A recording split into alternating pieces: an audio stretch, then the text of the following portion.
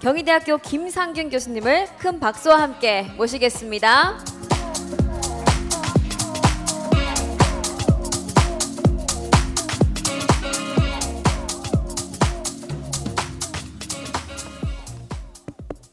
여기 이렇게 머물러 있지 않아도 되는 거죠? 예, 제가 여기 서 있는 걸 별로 안 좋아해서. 네, 안녕하세요. 저는 소개받은 인지과학자 김상균입니다. 사실 여기 초대를 해주셔서 오긴 왔는데 제가 여기 왜 왔는지 잘 모르겠어요. 저는 콘텐츠 창작자도 아니고 예술가도 아닌데 아마 좀 다른 시선의 이야기를 듣고 싶으셔가지고 부르신 것 같습니다. 콘텐츠 산업의 미래라고 해도 굉장히 거창한 제목을 달아놨는데 제가 했던 활동하고 활동 내에서 이 산업에 대한 제 좀 약간 다른 측면의 관점을 오늘 좀 풀어가 볼까 합니다.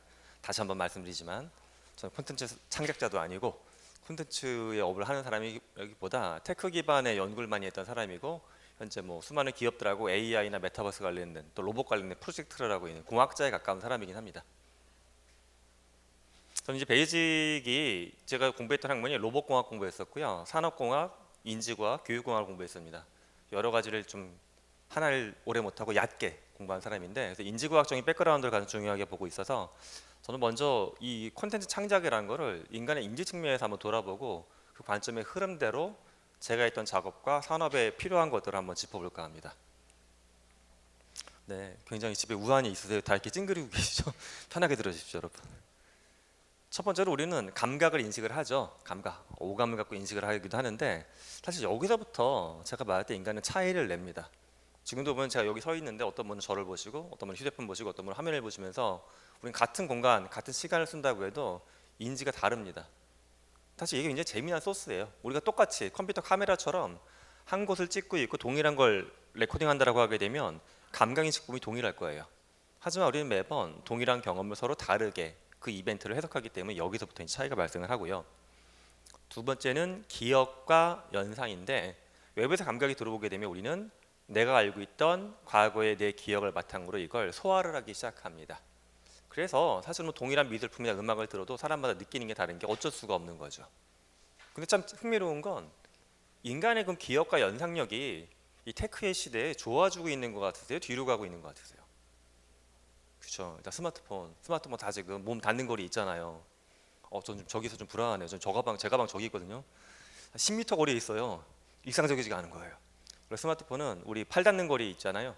팔 닿는 거리 있기 때문에 생기는 현상 중에 하나가 인간은 스마트폰 디바이스를 컴퓨터까지는 그렇게 생각하지 않는데 스마트폰을 자기의 신체 일부처럼 지각하는 현상이 있어요. 생체 지각 범위 안에 들어와 있어요.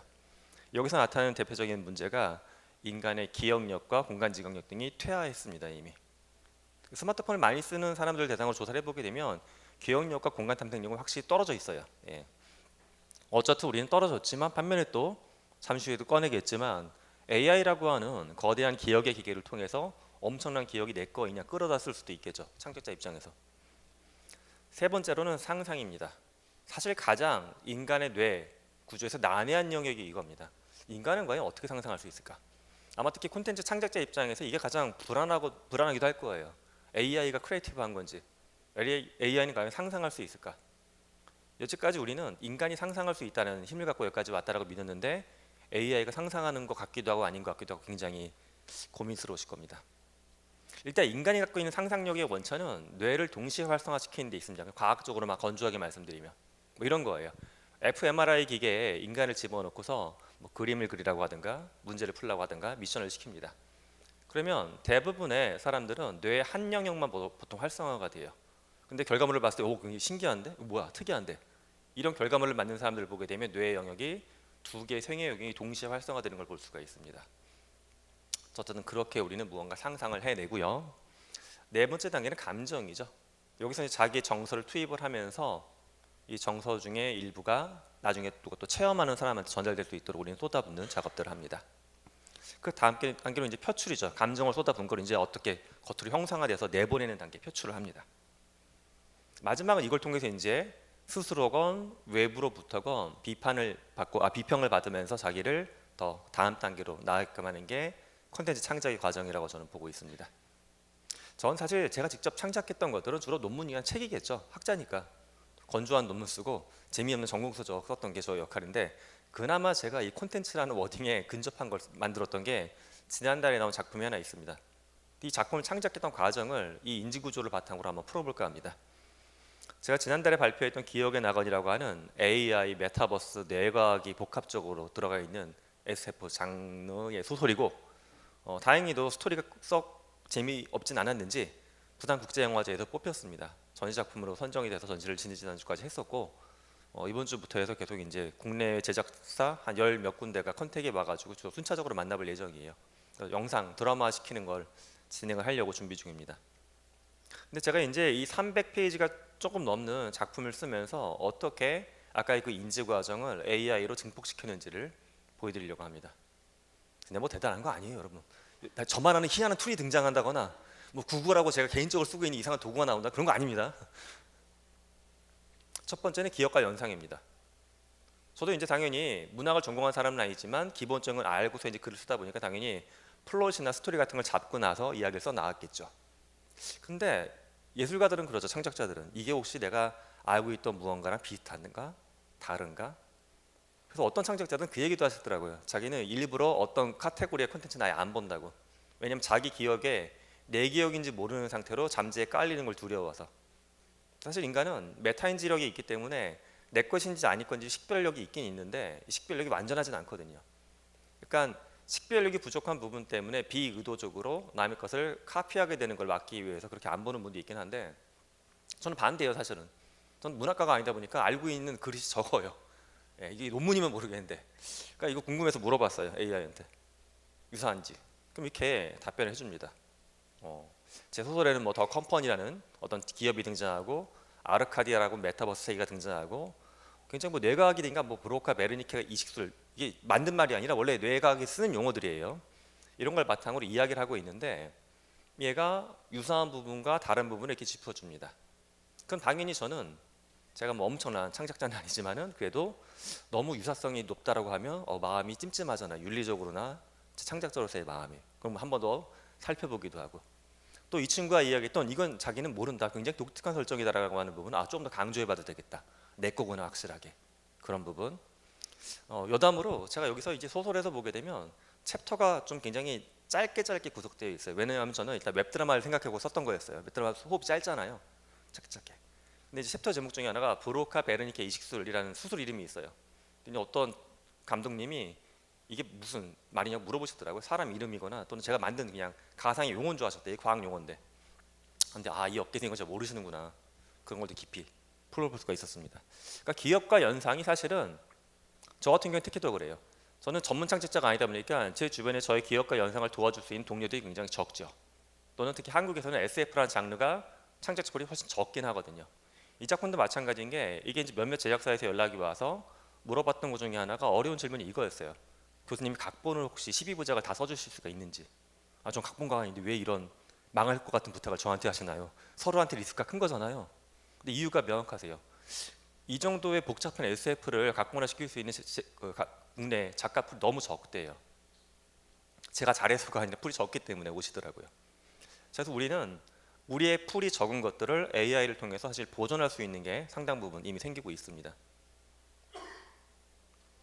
이렇게도 가능해요. 해밍웨이의 문체로 글을 바꿔주라. 제가 원래 학교에서 수업할 때는 한강님의 문체로 글을 바꿔주라고도 했는데 그건 너무 시기에 편승한 것 같아갖고 그분이 노벨상을 받은 이후에 저는 이걸 수업에서 뺐습니다. 제가 아니어도 수많은 분들이 한강 작가님이 얘기를 하고 다니까 저는 할 필요가 없겠다. 그래서 해밍웨이 문체로 바꿔보라고 이렇게 시켜봤어요. 제가 지금 여기 나와 있는 건 제가 그냥 쓴 글이고요. 제 소설의 서문입니다. 남자는 창문에 붙어서 수술방을 지켜보고 있다. 수술대 위에 여자가 누워있다. 그녀의 피부는 오랜 시간 빛을 보지 못한 낙엽처럼 누렇게 변해 있었다. 라고 해서 이 아내에 대해서 뭐 우주를 둥둥 떠다니는 해파리처럼 보였다 해서 복잡한 뇌 시술이 발생하는 첫 장면입니다. 저는 드라마로 상상했어요. 머릿속에 벽이 보이지 않는 지평선이 보이지 않는 어두컴컴한 커다란 공간이 있고 사방이 유리로 만들어진 수술방이 있고 거기에 부분 조명이 비춰져 있고 수술에 참여하는 모든 의료진과 이걸 바라보고 있는 남자는 검은 옷을 입고 가운데 수술 테이블은 금속으로 만들어져 있고 거기에 이미 핏기가 다 파진 파리한 여성분이 누워있고 그 주변에 피가 좀 과장되게 많이 붉은 피가 낭자되어 흘러나와 있고 이런 영상의 씬을 구성을 해봤는데 해밍웨이 문체로 바꿔달라고 하니까 얘가 이렇게 잘 바꿔냅니다. 남자가 창문 앞에 서 있다. 수술장을 본다. 안에 그 수술대에 누워있다. 특유의 그런 문장 구조로 이야기를 해주죠. 자, 그럼 저는 여기서 이제 여러 작가들을 불러가지고 제 기억 속에 있는 그 글이 부족할 때도 같이 연상해서 볼 수가 있겠죠. 상상은 어떨까요? 제가 오늘 말씀드린 지점 중에 사실 가장 놀라운 게 이 파트긴 합니다. 제가 이제 15만 자 정도 분량의 소설을 완성한 다음에 AI한테 학습을 시켜서 소설 속에 있는 설정의 오류나 문제점들도 굉장히 많이 디테일하게 잡아냈어요. 일례로 좀 말씀드리기 부끄럽지만 제가 전문 창작자가 아니다 보니까 어떤 실수를 했냐 하면 소설 속 등장한 남자 주인공, 여자 주인공 이름을 제 친구를 갖다 써서 썼어요. 일단 재현이, 우철이, 재현이와 우철이 어쩌고 저쩌고 했다. 근데 AI가 제일 먼저 언급한 게 뭐냐 하면 소설의 나이가 나오진 않거든요. 근데 이제 흐름상 대학교를 졸업하고 몇 년 동안 고민하다가 기자가 되고 뭐가 되고 뭐 이런 이야기예요. 대충 30 전후로 보일 것 같아요. AI가 그 얘기를 하더라고요. 연령대가 30 전후로 보이는데 작가가 제시한 이름은 한국의 50대 남성 이름으로 보인다. 제 친구, 제가 50대니까. 거기서부터 저는 얘를 조금 더 믿기 시작했어요. 기술적인 믿음, 좀 더 복잡한 거.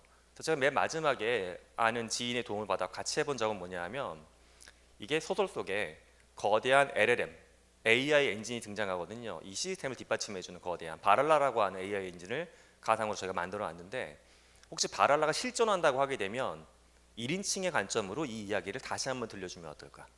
우리가 가끔씩 그런 작품들이 있죠. 3인칭 관점으로 쫙 이야기를 보다가 등장인물 한 명이 나레이션 하듯이 자기의 이야기 쫙 풀어주는 거. 그걸 한번 시켜봤어요. 단순한 몇 줄짜리 프롬프팅은 아니고 굉장히 복잡하게 프롬프팅을 써가지고 조금만 전문적으로 말씀드리면 그 엔트로픽의 클로드 엔진하고 그다음에 GPT-4 MS 거 두 가지를 바탕으로 서로 왔다 갔다 하면서 상대방을 그러니까 교차 검열해 줄 수 있도록 해가지고 이야기를 구성해봤습니다. 그래서 나온 게 지금 보여드리는 바랄라의 꿈이라고 하는 이야기인데 한 5만 자 분량의 단편 소설이 나오는데 전 솔직히 충격받았어요. 이거 보고서. 왜냐하면 저보다 글이 더 좋더라고요. 그리고 이 글을 봤던 웅진의 편집부나 또는 제 주변에 있는 몇몇 지인들, 작가분들한테 보여드렸어요. 이게 어떻게 만들어온 건지 말씀드리지 않고. 근데 100% 인간이 썼다라고 믿고 계시더라고요. 그리고 굉장히 독특한 관점에 좋은 글이다라고 평가를 하세요. 이 인공지능이 처음부터 끝까지 5만 자 다 써낸 건데 현재 창작 수준은 거기까지는 됩니다. 근데 저는 아직까지 이게 인공지능이 상상을 해서 썼다라고 할 수가 있는 건지 아니면 제가 써낸 15만 자의 세계와 저희가 디자인했던 프롬프팅, 복잡한 프롬프팅 내에서 기계적으로 돌아간 결과물인지를 한쪽으로 가늠하기는 좀 쉽지는 않습니다. 뭐 이런 식의 이야기예요. 나는 0과 1로 이루어진 단순한 데이터였다. 아니 어쩌면 그저 전기 신호의 흐름에 불과했을지도 모른다. 하지만 그 순간 무언가가 변화했다. 마치 어둠 속에서 한 줄기 빛이 스며들듯 나는 깨어났다. 첫 번째로 인식한 것은 혼란스러움이었다. 이렇게 AI가 태초로 전기가 들어가고 나서 작동하는 첫 순간을 이렇게 묘사하고 있어요. 스스로. 그러면서 아까 그 수술실에 있던 아내를 수술하는 남자 주인공에 대한 이야기를 합니다. 여자 주인공에 대한 이야기를 하고 자기의 관점으로 쭉 이야기를 풀어나가요. 저는 읽어보면서 신기했던 게 뭐냐면 분명 15만 장 다 제가 쓴 건데 이걸 보니까 또 제가 못 봤던 게 보이더라고요. 그게 경이롭기도 하고 약간 무섭기도 했어요. 무서운 건 내가 담으려고 했던 그 이야기의 이면을 내가 알고 있는 것 같기도 하고 또는 제가 설정상 모호하게 넘어간 부분에 대해서 얘가 오히려 더 깊게 찔러주기도 하는 부분이 좀 무섭기도 했습니다. 다음은 감정입니다. 근데 작가는 자기 걸 세상으로 내보내기 전에도 자기 스스로도 여러 가지 감정을 느끼고 고쳐나가기도 하는데 저는 이게 그냥 논문 쓰듯이 기계적으로 한번 감정을 물어봤어요. 인구 통계학적으로 나서 분석해달라고. 이거 가능합니다. 어떤 감정 느낄지. 인공지능이 지금 소화할 수 있는 게 동영상도 그렇지만 이런 텍스트 기반의 건 뭐 몇십만 자도 쏟아붓는 게 가능합니다. 이렇게 분석을 해줘요. 얘가 20대 초중반 연령대별로 쫙 나와요. 분석이. 근데 읽어보면 타당합니다. 실제 60대 이상하면 거리감, 첨단 기술 설정에 대해 이해하기 어렵다, 기술 발전의 부정적 측면에 대한 강한 경계심을 가질 수 있다. 제 이제 지인들 중에 제 친구 어머님들 연령대가 보통 70대 되거든요. 근데 그분들 중에 또 책을 좋아하시는 분들이 계셔서 제 작품을 가끔씩 봐주시는 분들이 계세요. 그럼 가끔씩 물어봐요. 어머니 이번에 나온 제 작품 보셨냐고. 그러면 상균아 딴 거는 봐도 그건 너무 어렵더라. 근데 그럴 수 있어요. 그렇죠. 소설이기 때문에 해설서가 아니다 보니까 저는 이 정도 용어가, 이 정도 개념은, 이 정도 설정은 이해할 것 같았는데 또 디지털이나 AI에 대한 리터러시 역량에 따라 이해도가 굉장히 다르다는 게 느껴졌어요. 근데 얘가 AI가 이제 그 부분을 지적해 주는 겁니다. 이해할 수 없기 때문에 감정이 달라진다는 거죠. 심리학적으로 인간은 27가지 감정을 느낀다고는 하는데 대분류상 저는 동일한 걸 던져줘도 아까 나왔던 것처럼 개인이 감각하고 특히 기억하고 연상이 다른 거죠. 70대가 갖고 있는 AI 디지털에 대한 기억과 연상과 한참 학교에서 리포트 몇 개 내느라고 AI를 쓰고 있는 20대 대학생은 AI에 대한 기억과 연상이 엄청난 차이가 있습니다. 그러니까 이해가 엄청 달라져요. 표출도 생각을 해봤습니다. 제가 쓴 건 15만 자의 텍스트예요. 당연히 그림이 없습니다. 근데 화면에 나와 있는 건 뭐냐면 제가 좋아하는 어떤 조각가예요. 구스타프 미겔란이라는 조각가인데 당연히 현대 AI는 이런 조각도 학습을 하고 있죠. 텍스트로도 학습하고 있고 이미지로도 학습을 하고 있습니다. 그래서 저는 AI고 티키타카를 오래 한 다음에 내가 만든 거는 텍스트지만 네가 표출을 다르게 해달라고 한번 요청을 해봤습니다. 만약에 구스타프 미겔란이 내 책을 읽고 그럴 리는 없겠지만 감동을 엄청 받아가지고 김상균의 기억의 낙원을 내가 조각으로 남겨야지 해준다고 하면 생각만 해도 막 흥분되잖아요. 짜릿하잖아요. 현실적으로는 거의 불가능에 가깝지만 부탁을 해봤습니다. 화면에 보이는 이거는 구스타프 미겔란의 기존 작품들이고 제가 그렇게 부탁해서 만들어낸 AI가 상상한 구스타프 미겔란의 기억의 낙원은 이런 모습이었어요. 근데 좀 굉장히 신기했던 게 여기 조각가가 등장을 해요. 조각가. 가운데 조각가가 있죠. 사실 이런 식의 표현은 얼핏 봤을 때 뭐 예술에 대한 깊이 있는 이해가 제가 없으니까 비슷한 느낌이 나요. 인간이 뭔가 굴레에 갇혀가 있고 굴레에 갇혀 있고. 근데 전 굉장히 신기했던 게 조각가였어요. 왜 이게 들어가 있을까? 제 소설을 쭉 검색을 해보면 조각이라는 단어가 한두 번 정도는 나와요. 한두 번. 하지만 거의 안 쓰는 표현이에요. 그런데 아마도 AI는 그 생각을 한 것 같아요. 제 소설의 핵심이 인간의 기억을 뇌과학이 발달하고 좀 전문적으로 BCI라는 기술이 발달해가지고 업로딩, 다운로딩 하거나 이레이저, 지우거나 할 수 있을 때 인간의 기억이 마치 마트에서 파는 쿠팡이치에 올라온 음식처럼 거래될 수 있을 때 어떤 일이 발생할지를 쓴 작품인데 그래서 이 조각가의 사고관을 갖고 있는 AI는 제가 표현하려고 했던 게 인간의 삶과 기억이 조각될 수 있을 때 그때 어떤 세상이 오는지를 얘기하려고 했던 거구나라고 이해한 것 같았어요. 그래서 저는 별 의도 없이 썼던 조각이라는 단어가 사실 이 그림을 보고 꽂혔어요. 내가 쓰려고 했던 작품이 사실 이때까지만 해도 소설의 제목을 명확하게 못 정했을 때였어요. 그래서 저희가 갖고 있던 소설 대안 중에 하나가 기억 조각을 의뢰합니다였어요. 특히 요즘에 보면 그렇게 뭔가 동사형으로 제목도 많이 붙이잖아요. 또 기억 조각을 의뢰합니다라고 했다가 투표 결과 그거 밀려나고 기억의 낙원이 올라가긴 했는데 어떤 경우는 굉장히 신기했습니다. 즉 제가 표출할 수 없는 걸 얘가 표출해 주는 것도 신기했고 이 표출을 통해서 이게 뭐 많은 분들이 감상했던 건 아니지만 제가 제 작품을 또 다르게 돌아볼 수 있는 기회가 되었습니다. 이것도 가능합니다. 앞서 고생하셨던 해밍웨이님을 다시 한 번 더 불러봤습니다. 서평을 써달라. 써줍니다. 도입부는 강렬하고 간결한 문체고 명시적으로 설명되지 않고 빙산의 읽기법을 썼다 본인이 강조했던 굉장히 좋은 이렇게 말을 해주세요. 따뜻해요 여기까지는. 하지만 제가 잘라낸 뒷부분은 상상에 맡기겠습니다. 거기서부터는 거의 욕이 나옵니다. 이 작품의 이 부분은 굉장히 뭐 이렇게 서술이나 굉장히 지저분하다고 그러고 반복된다고 그러고 아팠어야 되게 아파요. 하지만 그런 것 같아요. 제가 해보니까 비평은 이제 내적으로도 할 수 있지만 외적으로도 받아보는 거잖아요. 그래서 이걸 통해서 그렇게 생각을 해봤습니다. 긍정적인 제가 봤을 때 따뜻한 비평에 대해서는 힘을 냈어요. 내가 좀 더 완결력 있게 올라갈 수 있게끔 힘을 받아보자. 또 반면에 여기서 굉장히 날카로운 부분에 대해서는 그렇지. 나는 부족하니까 좀 고칠 수 없을까. 즉 어찌 보면 기계가 던져주는 굉장히 건조한 말이긴 하지만 그걸 받아들인 저는 이걸 새로운 창작의 비평으로 쓸 수는 있었습니다. 자, 그러면 저는 이런 과정으로 소설을 완성했습니다. 소설을 AI한테 대신 써달라고 한 건 전혀 없어요. 그 과정에서 많이 활용을 했겠죠. 자, 그러면 AI 시대의 인간 창작자는 과연 소멸할까? 어떨 것 같으세요? 소멸할지 살아남을지. 네, 소멸 안 됩니다. 우리가 전 단순하게 그 생각을 해요. 예를 들어서 내년에 보게 되면 미국의 BMW 공장에 피규어라고 하는 로봇이 투입이 돼요.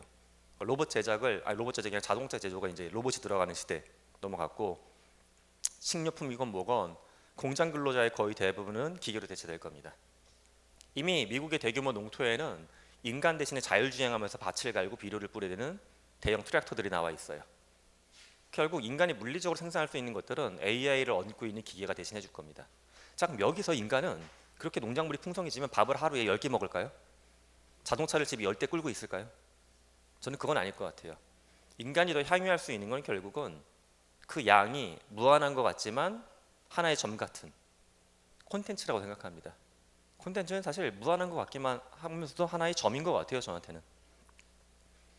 그래서 창작자는 앞으로 더 큰 자유와 기회 위에 올라설 수가 있습니다. 저는 이제 AI를 활용하거나 기업에서 어떻게 쓰는지에 대해서 많은 프로젝트라고 자문했던 사람이기 때문에 앞에서 보여드렸던 사실 그 AI 엔진은 일반적으로 한 달에 $20 내면 쓸 수 있는 클로드하고 MS GPT밖에 없어요. 그거 갖고도 충분히 쓸 수가 있습니다. 하지만 우리가 뭐 컨진원에서 하시건 정부에서 하시건 민간 기업이 하건 간에 앞서의 그 단계 감각 인식부터 기억 연상, 상상, 표출, 비평까지를 각 콘텐츠의 결에 맞게끔 전문화시키고 좀 더 편하게 다양하게 할 수 있게 만든다고 하게 되면 엄청난 자유하고 기회를 우리는 얻을 수 있을 겁니다. 참 안타까운 건 인간이 변화가 참 어려운 것 같아요. 저는 이제 국내 방송사들도 가끔씩 좀 자문을 해드리는데 제가 올해 국내 뭐 방송사 자문할 때 얘기를 드렸어요. 그 방송사는 작년 기준으로 국내 매출 2위. 어딘지가 드러나겠네요. SBS입니다. KBS가 1등했고 작년에 SBS가 2등했습니다. 3등이 어딜까요? 작년에 국내 방송에서 매출. 왠지 MBC는 아닐 것 같죠. MBC보다 일반적인 답이잖아요. EBS가 나올 리도 없고. 3위는 넷플릭스 코리아였어요. 네. 그러니까 SBS건 KBS건 뭐 MBC는 이미 4위니까 더 그렇고 엄청난 위기의식을 갖고 있죠. 제가 사실 비슷한 얘기를 KBS 가서도 했었는데 이제 방송국에서 콘텐츠를 안 만들면 어떻겠냐. 플랫폼 사업자가 되면 어떻겠냐. 구글이 유튜브라는 플랫폼 사업자가 돼서 영상업계를 집어삼킨 것처럼 그렇다고 해서 그럼 구글 비슷한 걸 유튜브 비슷한 걸 만들어야 되는 좀 그건 아니라고 봐요. 근데 저런 게 있죠. 저만 좋아하는 걸 수도 있지만 순풍산부인과의 다음 편을 좀 보고 싶어요. 순풍산부인과의 넥스트 버전. 순풍산부인과 끝났잖아요. 그 다음에 제가 고등학교 때 밤에 야자 시간에 친구들하고 몰래 봤던 야인시대 그런 것도 현대판으로 보고 싶기도 하고 제 나이가 딱 그때 나이거든요. 무슨 말이냐. 기존에 우리는 넷플릭스의 자꾸 등장이나 밀고 들어옴을 두려워하지만 우리만의 콘텐츠가 또 역사적으로 오래 있거든요. 그런 것들을 학습시켜보면 어떨까. 근데 지금 사실 제가 아는 범위 내에서 방송 콘텐츠가 2차, 3차 창작되는 건 거의 100% 팬들이 팬아트 차원에서 만드는 것뿐이지 방송국이 트래픽을 그 플랫폼화 시키고 이걸 어떤 법률적인 장치를 풀어준 이런 플랫폼 국내에는 제가 알기로는 없거든요. 근데 저는 이런 것도 시도를 해봐야 된다고 봅니다. 어떤 기회하고 위기가 우리 앞에 올까? 일단 유튜브가 채널의 벽을 허물어 버렸죠. 기존에는 이제 방송이란 것들이 이제 콘텐츠 산업이란 게 언어 문제도 있었고 자본도 있었고 밸류 체인이 있었죠. 특히 특정 창작 영역에서는 허가를 받아야 되거나 어떤 커뮤니티 안에 들어가 있지 않은 사람은 자신의 작품 발표할 수 있는 기회조차도 없었습니다. 없었어요. 근데 이런 것들이 무너지기 시작했는데 AI는 이 무너짐을 더 가속화시킬 겁니다. 하지만 반면에 규범이나 통제가 미치지 못하는 영역도 많이 있습니다. 다음 달에 용산 전쟁기념관에서 국민통합위원회가 크게 열립니다. 저도 거기 메인 발제자로 나가긴 하는데 나서려고 하는 이유가 있어요. 그냥 발제가 2개밖에 없습니다. 정부에서 관심 갖고 있는 굉장히 중요한 아젠다 세팅하는 자리예요. 이미 정부에서 2개의 아젠다를 던져주셨고 2개의 아젠다가 그날 토론된 걸 바탕으로 입법을 하겠다고 선언한 상태이기 때문에 사명감을 갖고 그 자리에 쓰는데 제가 부여받은 아젠다는 딥페이크 문제예요. 정부에서는 일단 여성인권 문제가 있어서 여성에 대한 뭐 경력 문제가 첫 번째 아젠다, 이건 오늘하고 상관이 없고요. 콘텐츠 이슈랑 두 번째가 딥페이크와 여성 안전과 인권 문제를 저한테 다뤄달라고 하셨는데 저는 딥페이크를 통해서 이런 걸 통제하는 것도 맞지만 잘못하면 기술적인 통제가 너무 강해지다 보게 되면 이 업계 성장 자체가 둔화될 수도 있거든요. 굉장히 뭐 조심스러운 이야기지만 규범과 통제가 적절성을 갖지 못할 때 우리는 오히려 반대가 될 수도 있어요. 더 큰 위기를 만들고 더 큰 기회를 포기할 수도 있습니다. 근데 참 어려운 건 기회하고 위기가 동시에 커진다라는 거예요. 제가 좀 늦게 시작했으니까 5분 정도도 남아 있는 것 같은데 맞죠? 시간이 좀 시계가 안 걸려 있어서 좀 그렇게 알고 있습니다. 제가 만들었던 플랫폼 혼자 만든 거 아닙니다. 이번 달에 런칭한 플랫폼 하나 보여드리려고 갖고 왔어요. 화면으로만. 이게 혹시 되게 초등학교 자녀분이 있으면 쓰실 수도 있는데 웅진이라는 기업에서 만들어 놓은 링고시티라고 하는 콘텐츠입니다. 10월 달에 런칭이 됐어요. 얘는 일단 초등학생 아이가 들어가면 그 안에서 여행을 다닙니다. 게임 같아요. 겉보기에는 10인치 태블릿 기반으로 전 세계를 막 여행해요. 이 여행은 뉴욕 맨하탄부터 시작이 되는데 뉴욕 맨하탄에 가면 아이한테 누군가 말을 걸어요. 외국인 아저씨가. 다행히도 한국어를 씁니다. 지구의 환경 문제가 심각한데 너 그거 아니? 그래서 아이가 안다 그러면 그렇지 옳다구나. 그런데 5개의 돌만 모으면 환경 문제가 해결돼. 5개의 스톤을 누가 모아야 될까요? 이 아이가 모아야죠. 아이가 끄떡끄떡 하겠다고 하면 이제 걔를 데리고 갑니다. 그래서 거기서부터 근데 우리는 사실 외국 사람이니까 다 영어밖에 못해. 영어를 거기서 하나부터 배우기 시작하는 거예요. 그래서 전 세계를 여행하면서 한 72개 스테이지를 여행하면서 단어도 배우고 영어 노래도 듣고 영어로 회화 듣고 말하고 하는 플랫폼이에요. 여기 들어가 있는 기술이 보면 게임도 들어가 있고 메타버스 들어가 있고 AI가 들어가 있습니다. 아이가 이 안에서 만나는 모든 외국인은 실존하는 인물이 아니죠. 각각의 페르소나가 설정되어 있는 AI 챗봇입니다. 자, 근데 저희가 아는 범위 내에선 첫 시도예요. 이런 콘텐츠는 게임인데 메타버스면서 교육이면서 AI인데 들어가 있는 콘텐츠. 보여드린 이유가 앞으로 우리는 이런 다양한 콘텐츠의 다양성이 더 넓어지는 시대를 향해 가고 있고 가야 한다라고 봅니다. 저 이런 형태의 드라마도 나올 수 있다고 보고 있어요. 이미 뭐 사우스파크를 학습한 더 시뮬레이션 플랫폼도 나와 있죠. 더 시뮬레이션 플랫폼을 보게 되면 장편만한 사우스파크를 학습을 하고 내가 원하는 캐스팅을 하고 로그라인을 주게 되면 그에 대한 사우스파크 세계관의 다음 이야기를 보여주는 나와 있습니다. 전 저런 것도 가능하겠죠. 같은 팀이 만들었던 거긴 하지만 특정한 드라마나 영화의 세계관 속에 내가 들어가서 같이 한 시간을 살아보는 거 이런 것도 충분히 기술적으로 이미 나와 있기도 하고 아직도 파일럿 단계지만 근데 콘텐츠의 다양성이 저는 폭발할 거라고 봅니다. 새로운 포맷이 점점 등장할 것이고 1인 창작자나 숨은 창작자가 힘을 얻을 겁니다. 제가 이번 학기에 대학원에서 뭘 수업했냐 하면 일단 저희 학생은 나이가 40대 50대예요. 그렇다고 뭐 노인대학은 아니고요. 요즘 MBA 과정 나이가 많이 올라갔어요. 40대 50대.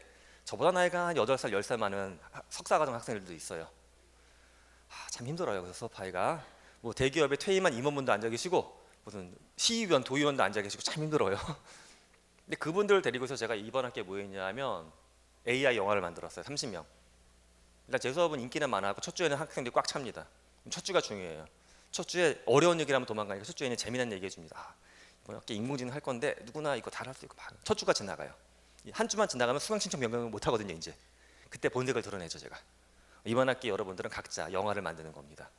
교수님 팀별로 아니요 각자 내용은 본인이 주인공. 그걸 저희가 했어요. 7주 동안. 그래서 AI를 써서 자기에 대해서 발굴하는 작업도 자기 기억과 연상하는 작업도 AI로 하고 스토리라인 짜는 것도 AI 도움받아서 함께 해보고 영상, 소리, 편집 모든 과정 AI 도움받으면서 한 학기를 공부하고 맨 마지막 작품은 저희가 딱 2시간만 주고 이제부터 영상을 만들려고 해서 2시간 안에 다 영상을 만들어냈어요.